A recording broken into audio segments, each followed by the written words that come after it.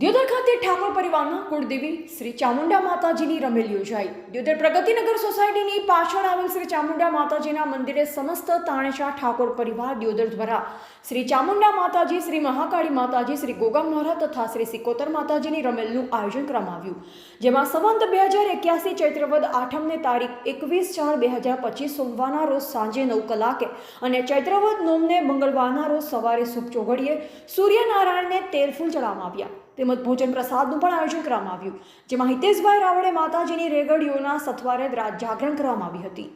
રાત્રે ભુવાજી દ્વારા રાત્રે જાગરણ કરી ખમ્મા અને મજાના વેણ વધવા માટે ભક્તોને આશીર્વચન આપેલ।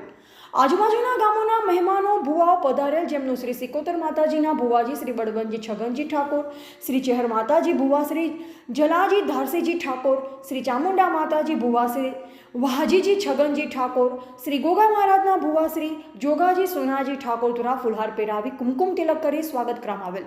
સમસ્ત તોણેચા ઠાકોર પરિવારે ખડે પગે સેવા આપી હતી। બ્યુરો રિપોર્ટ અનૂપ ઠાકોર, ક્ષત્રિય જ્યોત ન્યૂઝ દિયોદર।